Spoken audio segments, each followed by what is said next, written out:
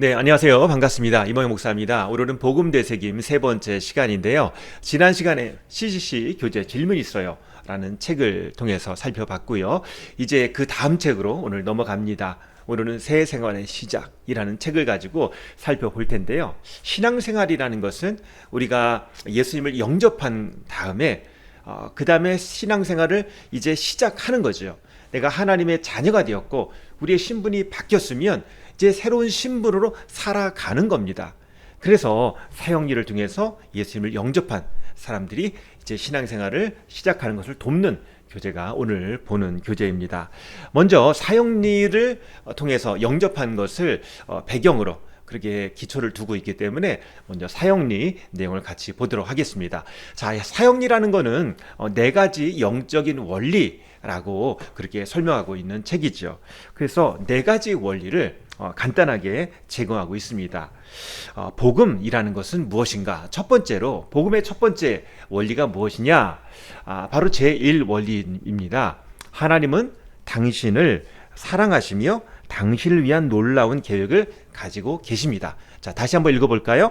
하나님은 당신을 사랑하시며 당신을 위한 놀라운 계획을 가지고 계십니다. 이게 첫 번째 원리예요. 그래서 사형리 중에서 가장 중요한 원리이죠. 먼저 하나님이 나를 사랑하시고 하나님이 나를 위한 놀라운 계획을 가지고 계시다.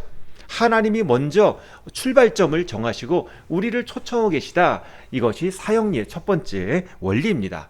자, 이 사형리의 첫 번째 원리에서 제공하는 두 가지 성경 구절이 있는데요. 하나님이 세상을 이처럼 사랑하사 독생자를 주셨으니 이는 그를 믿는 자마다 멸망하지 않고 영생을 얻게 하려 하심이니라. 자, 그리고 도둑이 오는 것은 도둑질하고 죽이고 멸망시키려는 것뿐이요 내가 온 것은 양으로 생명을 얻게 하고 더 풍성히 얻게 하려는 것이라. 그래서 하나님이 세상을 이처럼 사랑하셔서 하신 일이 뭔가? 하나님의 계획, 독생자 예수 그리스도를 보내주셨다는 거예요. 그래서 우리가 멸망하지 않고 영생을 얻도록 새 생명을 주셨다. 그리고 예수님이 우리에게 주시는 것이 무엇인가? 우리에게 생명을 얻게 하고 더 풍성히 얻게 하기 위해서 오신 것이다 라고 설명을 하고 있습니다. 자, 그래서 이 사형리 내용을 보시면 이 성경 말씀 두 개가 나와 있습니다. 예수님이 우리를 위해서 오셨어요. 근데 문제가 뭔가? 왜 이런 생활을 누리지 못하는가? 하나님이 우리를 초청하시고 내가 사랑한다. 그리고 예수님을 보내주셨는데 왜 그 삶을 누리지 못하는가? 이유가 두 번째 원리로 넘어갑니다. 두 번째 제2원리는요. 사람은 죄에 빠져 하나님으로부터 떠나 있습니다. 그러므로 하나님의 사랑과 계획을 알 수 없고 또 그것을 체험할 수 없습니다. 자, 두 번째 원리의 포인트는 뭐냐? 죄입니다. 죄가 어떻게 했는가? 하나님과 우리의 관계를 갈라놨다는 거예요. 그래서 하나님의 사랑으로부터 계획으로부터 끊어졌다는 거예요. 하나님의 사랑을 알 수도 없어요. 가까이 갈 수도 없어요. 단절되었다는 것입니다. 그러면서 나오는 성경 구절이 두 가지인데요. 모든 사람이 죄를 범하였음에 하나님의 영광에 이르지 못하였더니 또 죄의 삭은 사망이요 하나님의 은사는 그리스도 예수 우리 주 안에 있는 영생이니라. 아멘. 자, 여기 말씀 보면은 죄를 범해서 어떻게 됩니까? 죄를 범했더니 하나님의 영광에 이르지 못하는 거예요. 하나님께 이르지 못하는 것입니다. 끊어졌어요. 죄의 삭은 사망이에요. 하나님이 우리에게 주시기 원하는 것은 영생인데 우리가 그 영생을 얻지 못하고 생명을 얻지 못하고 죽게 된다는 거예요. 그래서 죄로 인해서 분리가 되었다. 이게 두 번째 원리라는 것입니다. 자, 그래서 여기 그림을 보시면은요, 밑에 죄에 빠진 인간이 하나님께 올라가도록 화살표가 위로 향하가 있지만 도저히 사람의 노력으로 거룩하신 하나님께 이를 수가 없는 것입니다. 자, 그래서 3원리로 넘어가는 거죠. 3원리 같이 한번 읽어보겠습니다. 예수 그리스도만이 사람의 죄를 해결할 수 있는 하나님의 유일한 길입니다. 당신은 그를 통하여 하나님에 대한 하나님의 사랑과 계획을 알게 되며 또 그것을 체험하게 됩니다. 자, 그럼 죄를 해결해서 하나님께 나갈 수 있는 방법, 유일한 방법이 뭐냐? 하나님이 그 방법을 주셨는데 그게 무엇인가? 바로 예수 그리스도라는 것입니다. 그래서 우리가 보는 말씀 두 가지가 있죠. 우리가 아직 죄인 되었을 때에 그리스도께서 우리를 위하여 죽으심으로 하나님께서 우리에게 대한 자기의 사랑을 확증하셨느니라. 예수님이 우리에게 이미 오셨다는 거예요. 그리고 우리를 위해서 죽으셨다는 거예요. 그것이 왜 죽으셨는가? 바로 나를 사랑하셨기 때문에. 사랑의 표시라는 거예요. 사랑의 증거라는 거예요. 그리고 그 밑에 말씀 보면 내가 받은 것을 먼저 너에게 전하였노니 이는 성경대로 그리스도께서 우리 죄를 위하여 죽으시고 장사 지낸 바 되셨다가 성경대로 사흘 만에 다시 살아나사. 예수님이 십자가에서 죽으신 것만 아니라 부활하셔서 다시 사셨기 때문에 우리 죄가 용서되고, 자, 그 다음 말씀, 하나님께 나아갈 수 있는 길이 열린 거예요. 여기 그림 보시면 이제 사람이 하나님께 갈 수 없었는데 예수님이 하나님께 나아가는 길로 그 십자가를 통해서 그 길을 이루신 거죠. 그래서 예수님을 통해서 하나님께 나아갈 수 있는 길이 열렸다. 우리 죄가 용서받고 하나님과의 관계가 회복될 수 있는 길이 열렸다라고 말씀하고 있습니다. 그래서 우리가 같이 보아야 될 말씀이 요한복음 14장 6절이죠. 예수께서 이르시되 내가 곧 길이요 진리요 생명이니 나로 말미암지 않고는 아버지께로 올 자가 없느니라. 아멘입니다. 자, 그래서 이제 4월리로 넘어갑니다. 자, 그러면 예수님이 우리의 길이 되셨어요. 자, 그러면 우리가 어떻게 해야 되는가? 내가 할 일이 있다는 거죠. 자, 4월리 읽어보겠습니다. 우리 각 사람은 예수 그리스도를 나의 구주, 나의 하나님으로 영접해야 합니다. 그러면 우리는 우리 각 사람에 대한 하나님의 사랑과 계획을 알게 되며 또 그것을 체험하게 됩니다. 자, 객관적으로 예수님이 우리를 위해서 십자가 달려 돌아가셨어요. 부활하셨어요. 길을 내셨어요. 그러면 우리가 그 길을 인정하고 받아들여야죠. 이게 영접이라는 거예요. 예수님이 나의 구주가 되셨으니까 예수님을 제가 인정합니다. 나의 주님으로, 나의 구원자로 그렇게 인정하는 거예요. 초청하는 거예요. 그게 바로 영접이라는 거죠. 자, 여기와 관련된 성경 말씀이 세 가지가 있는데요. 자, 첫 번째로 영접하는 자, 곧 그 이름을 믿는 자들에게는 하나님의 자녀가 되는 권세를 주셨으니, 영접하면 하나님의 자녀가 되는 자격, 권세를 얻는다라고 말씀하고 있습니다. 자, 두 번째로 너희는 그 은혜에 의하여 믿음으로 말미암아 구원을 받았나니 이것은 너희에게서 난 것이 아니요 하나님의 선물이라. 행위에서 난 것이 아니니 이는 누구든 자랑하지 못하게 함이라. 우리가 자격이 있어서 하나님의 자녀가 된 것이 아니고 예수 그리스도의 사랑을 받을 수 있는 게 아니고 온전히 하나님의 선물이라는 거예요. 선물은 그냥 믿음으로 받으면 되는 거예요. 우리가 받을 자격이 안 되는데 받는 것, 그래서 선물이죠. 내가 돈 주고 값을 치르고 살 수 없는 아주 귀한 것이기 때문에 선물로서밖에 받을 수 없다는 거죠. 자, 그리고 볼지어다 내가 문 밖에 서서 두드리노니 누구든지 내 음성을 듣고 문을 열면 내가 그에게로 들어가 그와 더불어 먹고 그는 나와 더불어 먹으리라. 예수님과 함께 먹는다. 이게 뭐냐면 함께 생활한다. 예수님과 함께 이제 신앙생활을 하게 된다라고 말씀하십니다. 어떻게 하면은요? 문을 열면, 우리의 마음의 문을 열면, 우리의 삶에 예수님을 초청하면 그렇게 된다는 거예요. 이게 바로 영접이라는 거죠. 우리가 예수님을 영접해야 하는 이유가 뭔가? 사형리에 이렇게 그림이 나와 있습니다. 여기 보면은 그 두 가지 동그란 그림 안에 하나는 그 의자가 있는데요. 거기 왼쪽 그림 보면 나라는 글씨가 의자에 앉아 있죠. 내가 내 삶의 주인이 되는 거예요. 그리고 오른쪽에 있는 원을 보면 그 내 삶의, 내 마음의 의자에 누가 있나요? 십자가, 예수님이 계신 거예요. 나는 그 밑에 내려와 있죠. 자, 왼쪽 그림 보면 내가 내 마음의 주인 되는 모습 보니까 삶이 너무 어지러워요. 뒤죽박죽이에요. 질서가 없어요. 그냥 죄에 끌려다녀요. 문제투성이에요. 그런데 예수님이 나의 중심에, 내 주인의 자리에 계시니까, 내가 내려와 있으니까 삶의 질서가 있고 하나님의 인도하심이 있고 거기에 하나님께서 이루시는 그런 삶의 새로운 그런 능력과 경험이 있게 되는 거예요. 자, 여러분은 어떤 삶을 살아야 하겠습니까? 당신의 삶의 모습이 현재 어떤 모습입니까? 라고 얘기할 때 보통 사람들은 왼쪽에 있습니다. 그러면 당신은 오른쪽에 있는 삶이 되기를 원하십니까? 그러면 그렇다고 하죠. 그러면 그때 그러면 이런 삶을 살기 위해서 저와 함께 예수님을 영접하는 기도를 같이 하시죠. 그러면서 영접 기도로 안내를 합니다. 자, 영접 기도라는 것은요, 우리의 모습, 우리의 삶 가운데 예수님이 나를 도와주시고 여기에 하나님의 그런 사랑이 임하도록, 하나님의 거룩한 계획이 임하도록, 내 안에 질서가 생기고 내가 새로운 삶의 모습으로 바뀌도록 예수님을 초청하는 거예요. 그러니까 새 생활이 예수님을 초청해서 이루어진다는 것을 믿기 때문에 영접 기도를 하는 거죠. 자, 그럼 어떻게 영접 기도를 하나요? 자, 영접 기도문 보면서 같이 한번 읽어보도록 하겠습니다. 주 예수님, 나는 주님을 믿고 싶습니다. 십자가에서 죽으심으로 내 죄를 담당하시니 감사합니다. 지금 나는 내 마음의 문을 열고 예수님을 나의 구주, 나의 하나님으로 영접합니다. 나의 죄를 용서하시고 영생을 주심을 감사합니다. 나를 다스려 주시고 나를 주님이 원하시는 사람으로 만들어 주옵소서. 예수님의 이름으로 기도합니다.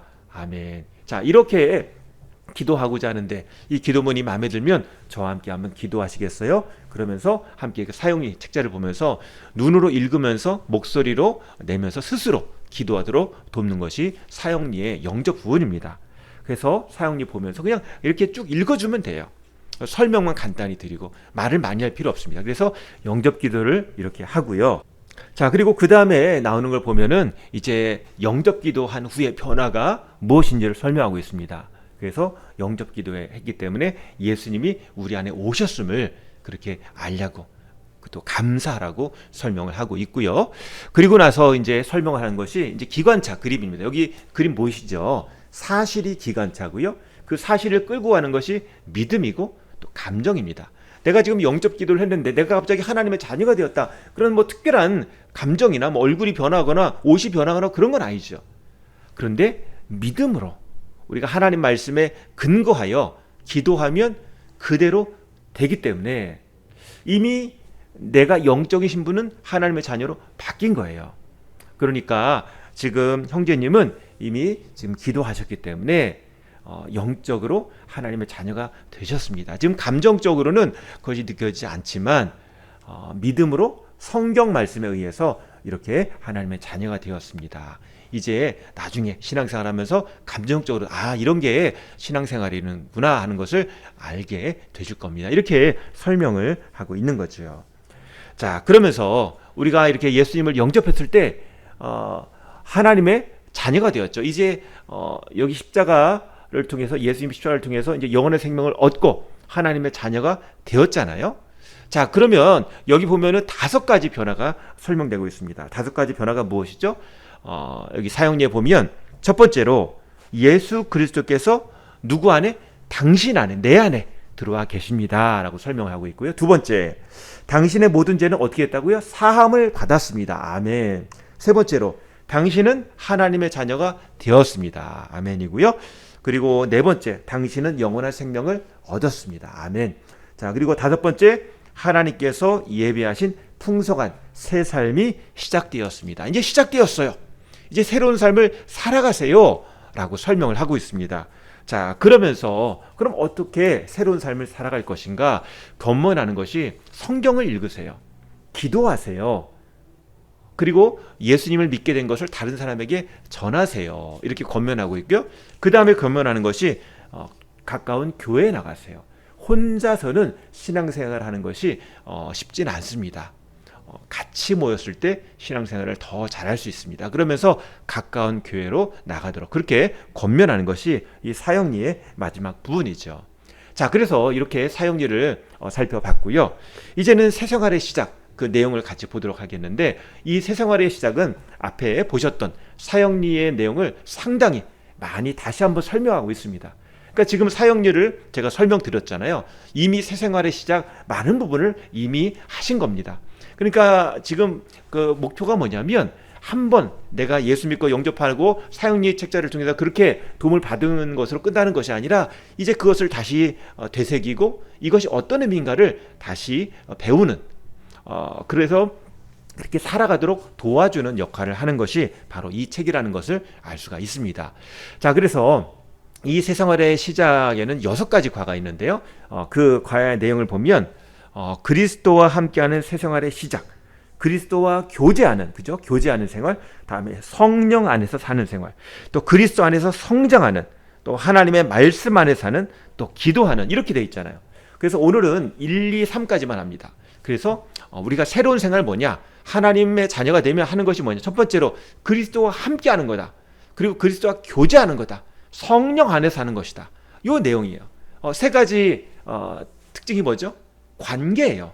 새로운 관계, 내가 하나님과 관계가 생겼고 예수님과 관계가 생겼고 성령님과 관계가 생겼어요. 그럼 이 관계를 어떻게 알고 어떻게 키워나갈 것인가에 대해서 설명하고 있는 거죠. 자, 먼저 첫 번째, 그리스도와 함께하는 새 생활의 시작 부분인데요. 자, 우리가 아까 우리 사용일 통해서 봤던 말씀 다시 한번 보면은요, 요한계시록 3장 6절 말씀, 볼지어다 내가 문 밖에 서서 두드리노니 누구든지 내 음성을 듣고 문을 열면 내가 그에게로 들어가 그와 더불어 먹고 그는 나와 더불어 먹으리라. 아까 같이 먹고 마신다, 삶을 나눈다, 삶을 함께한다 라고 설명을 드렸는데요. 우리가 예수 믿으면 주님과 삶이 이제 함께, 주님께서 내 삶을 이끌어 주시고 주님과 함께 더불어 사는 그런 삶이 시작된 거예요. 왜냐하면 내가 예수님을 나의 주인으로 초청하셨잖아요. 그래서 예수님이 나의 주인 되시기 때문에 주님이 내 삶에서 계속 말씀하시고 내 삶을 인도하기를 원하신다는 거죠. 신앙생활은 무엇이라고요? 관계라는 거예요. 내가 전에 몰랐던 새로운 관계를 알게 되는 거예요. 하나님이 어떤 분인지, 내가 하나님과 연결되었다는 것을 이제 예수님을 통해서 알게 되는 거죠. 자, 그래서 예수님과 같이 하나 된 사람, 그죠? 예수님과 연결된 사람은 하나님의 자녀가 되었죠. 또 영생을 받았죠. 그리고 하나님의 나라, 천국을 선물로 받았죠. 그리고 누구도 끊을 수 없는 하나님의 사랑을 받는 존재가 되었다는 거예요. 이게 새로운 존재라는 거예요. 그래서 우리가 잘 아는 고린도후서 5장 17절 말씀 보면 그런즉 누구든지 그리스도 안에 있으면 새로운 피조물이라 이전 것은 지나가시니 보라 새 것이 되었도다. 내가 새로운 신분이라는 거예요. 주님과 연결된 새로운 신분이라는 거예요. 그러니까 이제 내가 새롭게 되었다는 것을 먼저 고백하고 믿고 나가야 된다라는 것이 이 책의 처음에 시작 부분에 설명이 되고 있는 것입니다. 당신은 이제 혼자가 아닙니다. 하나님과 연결되어 있어요. 주님이 여러분 안에서 마음 가운데 이제 새로운 것을 시작하고 계세요 라고 설명을 하는 거예요. 그러면서 이제 그 생활을 어떻게 할 것인가 권면하는데요. 먼저 요한복음을 같이 읽도록 권합니다. CCC 보면 요한복음과 몇 개 책들을 같이 공부하는 그런 내용이 있는데, 먼저 요한복음은 복음서잖아요. 예수님이 어떤 분인지, 왜 오셨는지, 어떤 일을 하셨는지가 설명되고 있습니다. 요한복음을 읽도록 그렇게 권면하고 있고요. 그리고 수업 모임에 같이 참석해서 같이 기도하고 믿음 생활을 하도록 권면하고 있습니다. 신앙생활이라는 것은 입체적입니다. 우리가 신앙생활은 혼자 하는 게 아니에요. 신앙생활은 나 혼자만 기도하는 것이 아니라 함께 공동체 안에서 보고 배우는 거예요. 교회가 왜 필요한가? 하나님이 이 땅에 교회를 세워주셨잖아요. 그래서 교회를 통해서 주님의 일을 하는데, 복음 사역을 하는데 그 주된 일이 어떻게 이루어지는가? 보고 배우는 거예요. 먼저 우리가 하나님을 보고 배우죠. 성경 말씀을 통해서 보고 배우죠. 그리고 먼저 신앙의 선배들이 하는 모습을 신앙 후배들이 보고 배우는 거예요. 목사 제가 잘해야 될 게, 우리가 같이 살아가지만 저를 보고 배우려는 그런 여러분들의 모습. 그래서 저도 여러분에게 본이 돼야 하고요. 참 부족하지만 서로 본이 되고, 서로 저 사람은 저런 걸 좋은 점이 있으니까 저걸 닮아가야 되겠다. 서로 이것저것을 배워가면서 하나가 되는 그런 모습. 예수님 안에서 함께 삶을 나누고 함께 예배하고 함께 기도하고, 또 약한 점 나를 위해서 이렇게 기도해 주세요. 서로 이렇게 섬기고 돌보면서 함께 성장하는 거예요. 누구 하나 다 잘난 사람이 없어요. 예수 안에서 다 똑같습니다. 다 부족합니다. 얼마나 주님 앞에 순종하는가, 그 사람을 우리가 닮아야 되는 거죠. 똑똑하고 말 잘하고 돈 많고 그런 걸 닮으라는 게 아니라 예수님을 주인으로 제대로 삼고 예수님을 따라가는 그 사람의 신앙을 담자. 또 그렇게 담는 현장이 바로 교회가 되어야 한다는 것입니다. 자, 그래서 지금 신앙생활의 새 시작, 같이 순 모임, CCC니까 교회로 말하면 목장 모임, 또 예배, 이런 걸 통해서 함께 신앙이 보고 배우면서 성장하는 거죠. 자, 그러면서 이제 이 교재에서 나오는 것이 성령님과 관계예요. 성령 충만에 대해서 얘기하고 있습니다. 근데 참 저는 책 보면서 놀라운 게 성령 충만이 뭐다라고 구체적으로 설명하지 않아요. 뭐 성령님이 어떤 분이고 성령 충만이 무엇인가 뭐 신학적으로 길게 설명하지 않아요. 그냥 성령 충만해야 됩니다라고 시작하는데 나름대로 이것도 좋은 방법이다. 신학적으로 사실 신앙이 성장하는 게 아니잖아요. 그걸 믿고 가다 보면 이거구나 라는 깨달음이 있게 되는 거죠. 그래서 우리 대학생들 어떻게 보면 참 말씀의 앞에서 순수하게 그렇게 가르쳐준 대로 따라오는 그런 모습을 이 책에서 볼 수가 있었습니다. 그래, 어른들하고 좀 다른 것 같아요. 그냥 성령 충만하십시오 그러면서 그냥 들어가는데 내용이 그렇게 구성되어 있더라고요. 자, 성령 충만해야 하는데요. 성령 충만, 십자가에서 예수님께서 우리를 죽으시고 성령 충만, 예수님께서 십자가에서 죽으시고 부활하시고 또 성령님이 이제 오실 것이다 라고 약속하셨잖아요. 그 약속하신 오순절 성령님이 오셨고 성령님을 통해서 이제 우리가 신앙생활을 잘 할 수 있도록 이제 보혜사 성령, 우리를 돕는 성령님이 우리 안에 계셔서 우리가 신앙생활이 잘 이루어지게 되는 거죠. 그래서 성령님의 도우심을 잘 받는 그런 모습, 그게 성령 충만이라는 거예요. 우리는 영적으로 도덕적으로 실패할 수밖에 없어요. 우리의 기준 가지고는 안 됩니다. 성령님의 이끄심이 필요해요. 이게 성령 충만이라는 거예요.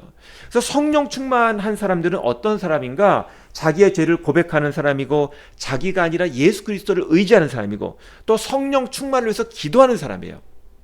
죄를 고백하고 예수님을 의지하고 기도하는 사람이 성령 충만한 사람이다 라고 이 책에서 얘기하고 있습니다. 믿음이 뭔가? 가치관이 변한 거예요. 삶에 살아가는 방식이 바뀌었어요. 생각하는 것이 바뀌었어요. 살아가는 모습이 바뀌었어요. 근데 어떻게 그것을 가능하도록 하는가? 성령님의 도우심을 통해서 한다는 거예요. 그리고 교회 공동체 안에서 그런 성령 충만의 역사가 이루어진다는 거죠. 자, 그러면서 이제 이 책에서 이제 1, 2, 3과 내용이 이렇게 복잡하지 않아요. 많지 않아요. 마지막으로 이제 정리하는 부분이 뭐냐면 함께 예배에 참여하고 소그룹 모임에 참여하고 기도와 말씀에 참여해라 라고 얘기하고 있습니다. 그래서 경건한 습관을 길러라. 경건한 습관을 길러라 라고 얘기하고 있어요. 우리가 신앙생활을 하는 데 있어서 중요한 요소가 우리가 꼭 배워야 될 게 있어요. 방금 복음이 뭔지, 구원이 뭔지를 우리가 먼저 배워야 됩니다. 그리고 영접해야 합니다. 그러면 이제 우리가 하나님의 자녀가 되었죠. 그 다음에 시작할 것이 무엇인가? 우리가 하나님 말씀을 읽고 기도하고 경건 훈련을 하는 거예요. 큐티를 하고 경건 생활이 서 있지 않으면 신앙 생활이 시작되지 않은 거예요. 제가 계속 성경과 말씀과 기도로 경건해집니다라고 강조하는데요. 말씀과 기도가 없으면 경건해질 수가 없어요. 거룩해질 수가 없어요. 신앙이 자랄 수가 없습니다. 이게 중요한 거예요. 우리 대학생들에게 간 믿은 사람들에게 말씀 읽자고 기도하자고 또 같이 모임에 참여하자고 했는데 이 학생들이 얼마나 순수하게 잘 믿으면 6개월, 1년 믿었는데 대단한 믿음 있는 사람으로 발전하는 것을 볼 수가 있습니다. 무슨 차이인가요? 성령님은 같아요. 같은 말씀이에요. 같이 하나님께 기도해요. 뭔가요? 기도하지 않았다는 거예요. 말씀 보지 않았다는 거예요. 그러면 신앙이 자랄 수가 없습니다. 연수가 오래된다고 되는 게 아니죠. 이 대학생 때 갓 예수님을 믿은 사람도 1년 만에 엄청난 신앙이 자란 거 볼 수가 있어요. 어떻게 가능한가? 성령 충만했다는 거예요. 기도했다는 거예요. 말씀 받다는 거예요. 우리도 여기에 참 도전을 받아야 할 것 같습니다. 그리고 만약에 새 신자가 VIP가 오면 신앙생활은 이렇게 하는 겁니다 라고 우리가 안내해 줄 수 있어야 하겠습니다.